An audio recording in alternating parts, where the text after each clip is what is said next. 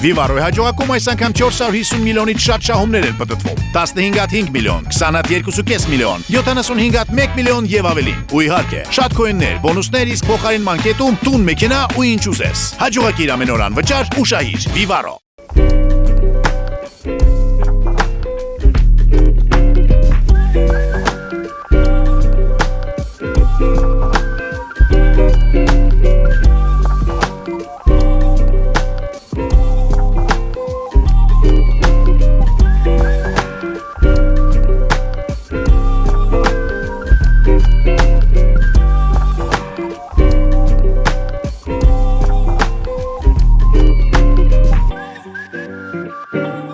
Ունեցածը փոխանցելն ամենամեծ առաքելությունն է կյանքում։ Սերունդների կրթությունն ու դաստիարակությունը եղել եւ մնում է ազգերի ամենակարևոր նպատակը։ Արտեքսկուրսում այսօր մանկավարժ Աննա Հեքեքյանն է։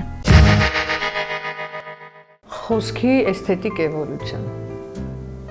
Ընդհանրապես խոսքը շատ կարևոր երևույթ է մարդու կյանքի համար։ Ամեն ինչ խոսքով է արտահայտվում եւ ամեն ինչ սկսվում է մտքից։ Խոսքը էվոլյուցիա Չեմ կարող ասել այդ բառը, որ խոսքը էվոլյուցիա է ապրում, գուցե խոսքը հետադիմություն է ապրում, որովհետև էվոլյուցիա նշանակում է զարգացում, նշանակում է շատ ավելի դրական փոփոխություններ իմ կարծիքով։ Նայած թե մենք ինչը կհամարենք փոփոխություն եւ դրական, այն որ խոսքը դարձել է ավելի օրգանական, դա շատ լավ է, բայց որ այն զրկվել է գեղարվեստականությունից, դա լավ չէ։ Եվ ահա այստեղ մենք պետք է հասկանանք, որ ժամանակակից թատրոնն ունի իր խնդիրները լուծելու։ Ես վերջերս լսում էի մի հաղորդում, որտեղ Ղազարոս Սարյանն ասում էր, որ երբ պատերազմից եկավ 1945 թվականին, նա զգաց, որ շատ մեծ կարևորություն կա երաժշտության մեջ, դասական երաժշտության մեջ, հայկականի հիման վրա համաշխարհային երաժշտական լեզվի ստեղծումը։ Դա կարևոր խնդիր էր այն ժամանակ։ Ես կարծում եմ, որ հիմա մեր թատրոնում շատ կարևոր է հայկական հիմքի վրա, հայկական մտածողության հիմքի վրա միջազգային չափանիշներով, համաշխարհային, համամարտկային չափանիշներով, ավելի ճիշտ բառեր, համամարտկային չափանիշներով նոր լեզվի ստեղծումը։ Դա իմ կարծիքով ամենակարևոր խնդիրն է հիմա։ Եվ ես ուզում եմ հիշել նաև մեր մեծերին, Ղազարոս Աղայանին, Գարեգին Նժդեհին, որոնք ասում էին, որ քիչ է հայրենասեր լինելը, պետք է նաև լեզվասեր լինել։ Եվ հիմա նաև նշեմ, որ այսօր, ինչպես Նժդեհն է ասում, ինչպես երբևէ այսօր, մենք կարիք ունենք հայրենասիրության, մի բառ, որը մեզ համար ինչ որ ձևով վարկաբեկվել է։ Արդեն մարդիկ այդ բառը այնքան էլ ճիշտ չեն ընկալում, մի քիչ որոշ մարդիկ վերևից են նայում, բայց իրականում դա մարդկային մտածողության հիմքն է, մարդու տեսակի հիմքն է։ Մարդը, որը սիրել կարող է, նա կարող է նաև սիրել ծնողին, կարող է սիրել ընկերոջը, կարող է սիրել տղամարդը կնոջը, կինը տղամարդուն եւ կարող է սիրել եւ պարտավոր է սիրել նաեւ հայրենիքը, որովհետեւ եթե հայրենիք մորը չես սիրում, հայրենիքը չես սիրի, հայրենիքը չես սիրում, մարդկությունը չես սիրի, աշխարհը, երկրագունդը չես սիրի։ Եվ թատրոնում էլ շատ կարևոր է, որպեսզի այդ մեր ժողովրդի համար շատ կարևոր մի բաղադրիչ, ինչպես Նժդեհն է ասում, փոքր ազգերը պարտավոր են, շատ ավելի պարտավոր են սիրել իրենց երկիրը, քան ասենք մեծ ազգերը, իսկ մեր ազգը առավելապես, իսկ մենք այսօր մասնավորապես։ Եվ դրա համար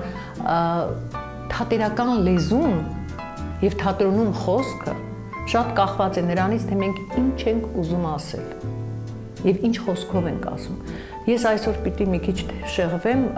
գեղարվեստական խոսքից եւ ասեմ, որ ինչպես է ձևավորվում մարդու խոսքը։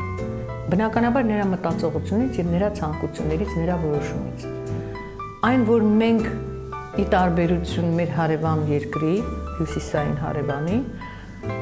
այնքան էլ չենք սիրում ինքներս մեզ, դրա համար մենք չենք սիրում մեր խոսքը եւ դրա համար մեր գեղարվեստական խոսքը շատ ավելի ցածր մակարդակի է։ Մենք չենք կարողանում արժևորել ինքներս մեզ որպես մարդ, որպես ազգ, եւ դրա համար մեր խոսքը լինում է գռեհիկ, եւ թատրոնում, եւ սերիալներում, եւ ամենտեղ։ Վրացուհին կամ վրացին ծնվում է, նրան ասում են դու իշխանի թոռ ես։ Եվ նա այդ արժանապատվությամբ է քայլում եւ քաղաքում եւ աշխարհով։ Մենք ինչքան ավելի ցածրացնում ենք մեր խոսքը, մեզ թվում է մենք այնքան ավելի օրգանական ենք։ Բայց մենք մոռանում ենք, որ մենք դրանով էժանացնելով մեր խոսքը եւ բեմում եւ կյանքում դառնում ենք ինքներս ավելի էժան եւ մեզ չեն հարգում։ Չենք հարգում մենք մեզ եւ չեն հարգում մեզ մեր շրջապատը եւ դրա արդյունքն է այն ինչ որ մենք հիմա ապրում ենք եւ տեսնում ենք։ Երբ որ մենք ասում ենք կարաս քո հայրենիքում, չգիտեմ ինչի հասնել, մենք կորցնում ենք բառի կարևորությունը, կարող ես։ Ինչ է նշանակում կարող լինել։ Նշանակում է ի վիճակի լինել, նշանակում է հնարավորությունները ունենալ եւ այդ հնարավորությունները իրագործել։ Եվ դա մեր ամբողջ գովազդային պաստառների վրա։ Կամ մենք ասում ենք կրիր որ կրենք, մենք մոռանում ենք որ դիմակը դնում են եւ հանում են։ Դիմակը չեն կրում։ Եվ քանի որ բոլորը կրիր որ կրենքի մեջ կրեցին, չես իմանում ինչ։ Եկանք այս վիճակին։ Ես չեմ չափազանցում, հավատացեք ինձ։ Եթե մենք լուրջ խորանանք, ի վերջո նույնիսկ Աստվածաշունչում գրված է՝ ի սկզբանե բանն էր։ Եկեք մենք մի հատ հասկանանք ով ենք մենք։ Ըստ դրա ինչպես ենք մենք խոսում, ըստ դրա ինչպես ենք մենք դաստիարակում մեր զավակներին։ Էլի գամ Նժդեհին, քանի որ այսօր երևի դա մեր Աստվածաշնչից հետո երկրորդ գիրքը պիտի լինի։ Նժդեհն ասում էր մայրերի ափերի մեջ տեսեք հայրենիքի ճակատագիրը։ Ովքեր են մայրերը։ Մարդիկ, որոնք դաստիարակում են, սնում են եւ սնուցում են իրենց զավակներին, սնում են եւ սնուցում են իրենց երկիրը։ Ուրեմն մենք պետք է լավ մայրեր, ճիշտ մայրեր դաստիարակենք, հայրենասեր, լեզվասեր, որոնք իրենց երեխաների հետ գրագետ նորմալ հայերենով են խոսում, ոչ թե աղավաղված, աղճատված։ Եվ այն ժամանակ այդ երեխաները, երբ որ կգան թատրոն, նրանք կհասկանան այն գեղարվեստական լեզուն, որը բերում է թատրոնն իր հետ։ Եվ նրանց համար դա կլինի օրգանական լեզու։ Իսկ եթե մենք չենք կարողանում գրագետ խոսել, չենք հասկանում, եթե մենք ինքներս մեզ համարում ենք ներողություն վատ խոսքիս համար քուչի տղերք, բնականաբար մենք այդ տեղել կմնանք։ Մեզ այդպես էլ կվերաբերվի աշխարհը։ Եվ դրանով մեր լեզուն, թատրոնի լեզուն ոչ թե կզարգանա, կունենա իր էվոլյուցիան, այլ կիչնի, ինչքան հնարավոր է ավելի ցածր մակարդակի։ Իսկ մեր բոլոր մեծերն ասում էին, որ միայն եթե դու ինքդ քեզ հարգես, շրջապատը քեզ կհարգի։ Եթե ազգը իրեն հարգի, մյուս ազգերը կհարգեն։ Եթե մենք մեր արժեքը, մեր լեզուն, մեր արվեստը չհարգենք, ով պիտի հարգի։ Ինչքան ուզում ենք դրսում ներկայացնենք։ Թատրոնի բեմը պետք է ծառայի բնականաբար գեղարվեստական զգացողությունների զարգացմանը։ Արիստոտելից սկսած առ այսօր մենք հասկանում ենք, որ այո, կարող է թատրոնը ներկայացումը պատասխաններ չտա։ Ի վերջո որ կարդում ենք Եղեշե Չարենցի Երկիր նայրին, առաջաբանում այնքան հարցեր են տրվում եւ Չարենցն ասում է դու գուցե այդ հարցերի պատասխանը չգտնես այդ գրքում ընթերցող։ Այո, կարող է եւ չգտնել։ Բեմից նայած ներկայացման մեջ հնչեցրած հարցերի պատասխանները, բայց կարևորը որ հարցեր են դրվել եւ ամեն մարդ ինքն իր մեջ կգտնի դրա պատասխանը, կլուծի այդ խնդիրը, եթե նրան սովորեցրել են հասկանալու, վերլուծելու, խնդիրները լուծելու կարողությունը, ոչ թե կարասությունը, կարողությունը։ Եվ մարդ պիտի կարող լինի լուծել խնդիրներ եւ տանել ինքն իրեն, ինքն իր անձ առաջ, եւ եթե ամեն մեկը կարողանա զարգանալ, բարձրանալ, վեհացնել իր հոգին, ի վերջո մենք երկրագունդ աշխարհ ենք գալիս, ծնվում ենք, մեր հոգին կատարելության հասցնելու ցանկությամբ, առաքինությամբ, մենք պիտի այդ առաքելություն ունենք, մենք պիտի մեր հոգին մշակենք։ Եթե մենք դրա մասին չենք խոսում, մնացած ամեն ինչը սին է։ Նույնը պետք է անի թատրոնը, պետք է օգնի հանդիսատեսին հարցեր տալ ինքն իր մասին, ինքն իր ազգի մասին, ինքն իր երկրի մասին, ինքն իր առաքելության մասին եւ փորձի այդ հարցերին լուծում տալ կյանքի ընթացքում։ Մեկը մյուսի հետ կապված է առաջարկն ու պահանջարկը։ Առանց առաջարկի պահանջարկ չի ծնվի։ Վստահ եմ, որ պիտի լինի սկզբում առաջինը առաջարկ, հետո նոր պահանջարկ։ Ինչու՞, որովհետև եթե ես չգիտեմ, որ գոյություն կարող է ունենալ սպասք լվանալու լուծույթ, այլ միայն օճառն է, բնականաբար ես չեմ փնտրի այն խանութում, որը ավելի լավ կամ ավելի հեշտ կամ գունավոր հագուստի համար այլ լվացող միջոց մյուսի համար։ Եթե ես դրա մասին չեմ իմացել, չեմ տեսել երբեք, ես որտեղից ունենամ դրա պահանջարկը։ Իհարկե կան անհատներ, որոնք առաջ են գնում եւ իրենք առաջարկ են, իրենք են առաջարկում, ինչու, որովհետեւ նա մտածել է դրա մասին, բայց հասարակ հանդիսատեսը կամ հասարակ տնտեսուհին, ասենք, ինչպեսին ես եմ, հա, հասարակ տնտեսուհի եմ։ Ես մինչեւ չտեսնեմ, չիմանամ, որ ահա այսպեսի բան կա կեցաղը լավացնելու, ես գուցե եւ չմտածեմ խանութում այն փնտրելու։ Ուրեմն թատրոնը պիտի առաջարկի։ Հանդիսատեսն էլ պիտի ձգտի այդ առաջարկը հասկանալու, եթե նա իրենից ավելի բարձր է։ Իհարկե առաջարկ, որովհետև ես չեմ սիրում այդ բառը, մտավորականները, էլիտային, ոչ, ես չեմ սիրում այդ հասկացությունը, կան մեր գյուղերում կան շատ ավելի մտավորական մարդիկ, գյուղացի մարդիկ, որոնք զբաղվում են հողի հետ են աշխատում, կան մեր մտավորականության մեջ, վստահորեն եմ ասում։ Դրա համար ես լսել ու տեսել եմ շատ ավելի ճաշակավոր գյուղացի մարդկանց, որոնք երբեք գյուղից դուրս չեն եկել, քան մեր որոշակի էլիտային ներկայացուցիչները։ Եվ ես հանդիպել եմ այդպիսի մարդկանց, որոնք գյուղերում հեռու Տավուշի շրջանի նոյեմբերյանի սահմանամերձ գյուղերում ասում են, ինչ են ցույց տալիս մեզ հեռուստացույցով, իրենք մեր մասին այդքան վատ կարծիք ունեն։ Գյուղացիներն էին ինձ ասում։ Իհարկե առաջարկ եւ առաջարկը նախ եւ առաջ մեդիաներից, նախ եւ առաջ հեռուստատեսությունից, նախ եւ առաջ ռադիոից, նախ եւ առաջ եւ դպրոցում եւ բուհում այդ առաջարկի արդեն սերմանում։ Ինչ են անում մեր լրագրերը։ Ինչ է անում մեր լրագրողականությունը։ Ահա որ։ Եվ հետո ասում են դե ժողովրդին դա է։ Ոչ, ժողովուրդը ոչ այն մարդիկ, որոնք իրենց չեն գնահատում, իրենց չեն արժևորում, այն ժողովրդի այն մասը, որը գիտի ինքը ով է, գիտե իր պատմությունը, ինքն իրեն արժևորում է,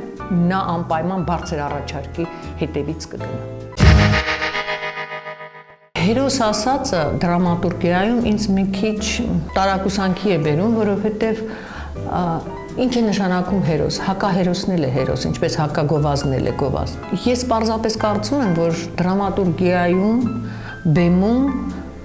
ընդհանրապես եւ կյանքում մեզ պետք են մարդիկ, որոնք գիտեն իրենք ինչ են ուզում եւ գիտեն, որ իրենց եսասիրությունը կարող է միայն վնասել հենց իրենց։ Ես միշտ ասել եմ իմ ուսանողներին եւ ասում եմ, ես ամենաեսասեր մարդն եմ աշխարհի, որովհետեւ ես մտածում եմ շատ մարդկանց մասին։ Բոլորին սիրում եմ եւ նրանք ինձ փոխադարձում են դրանից ավելի մեծ բան ես երբեք չէի կարողանա ինքս իմ մտքով անցկացնել, որ պիտի ունենամ։ Ես շատ հարուստ եմ։ Աշխարհի երևի ամենահարուստ մարդկանցից մեկը ես եմ։ Այն մնացած թվերը ես չեմ հաշվում։ Ես աշխարհի ամենահարուստ մարդն եմ, որովհետեւ ես ունեմ շատ երիտասարդ մարդիկ իմ շրջապատում, որոնք ինձ սիրում են։ Ու ես այդ սիրով ապրում եմ։ Ես սիրված եմ եղել մանկուց, իմ ծնողների, իմ տատիկների, պապիկների կողմից, շատ սիրված եմ եղել եղբորս զավակների կողմից, որովհետև նրանք տեսել են իմ սերն իմ գործողության մեջ եւ նրանք ինձ փոխադարձել են եւ ես սիրված եմ, դրանից ավելի մեծ հարստություն ես չեմ պատկերացնում։ Ուրեմն իմ եսասիրությունը ավելի մեծ է, որովհետև ես ինձ ավելի շատ եմ սիրել, պարզվում է, քան որևէ մեկը, որ մտածել է միայն իր անձի մասին եւ իր շահի մասին։ Երբ որ գալիս ես արդեն այս տարիքի, իսկ ես ապրել եմ բավական, ես հասկանում եմ, որ ես ճիշտ եմ եղել։ Եվ ես կարծում եմ, որ որևէ հերոս կամ հակահերոս պիտի բերի այն մտքին, որ սիրիր քո հայրենիքը, սիրիր քո ծնողներին, սիրիր քո ընկերներին, սիրիր քո շրջապատը, սիրիր ծառ ու ծաղիկը, սիրիր ամեն առավոտ, երբ որ այսօր հիմա եթե դուք տեսնեք պատոհանի վրա մենք մի շաբաթ է ես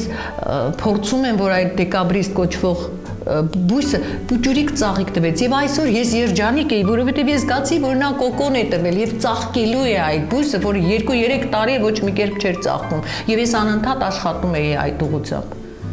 Մեծ երջանկություն է։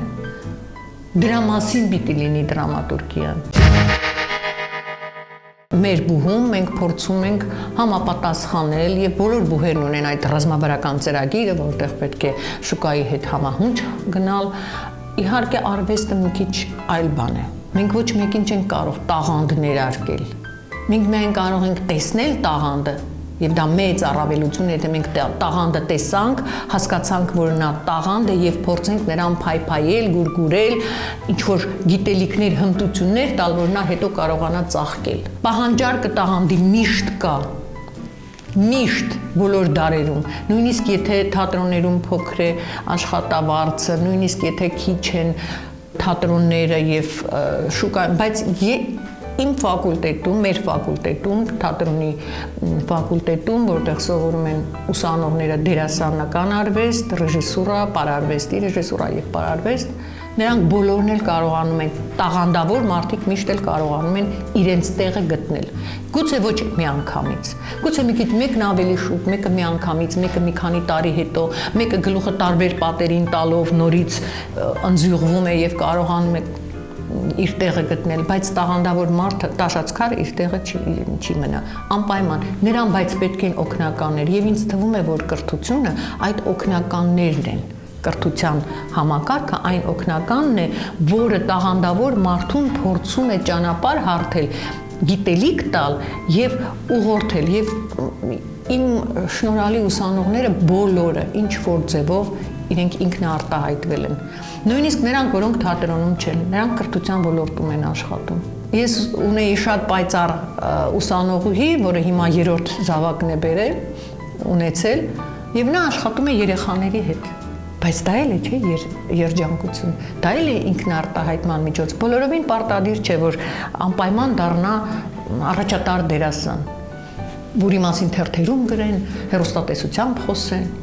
Կարևորը, որ մարդն ինքնիրեն ինքնաբավ զգա եւ կրթությունը այդ հնարավորությունն է տալիս մարդուն հասկանալ ով է ինքը, հասկանալ իր տեղը կյանքում եւ դառնալ ինքնաբավ։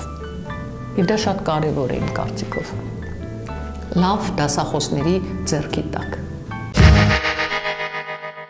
Մեր հյուրն էր Աննա Հեքեքյանը։ Կհանդիպենք։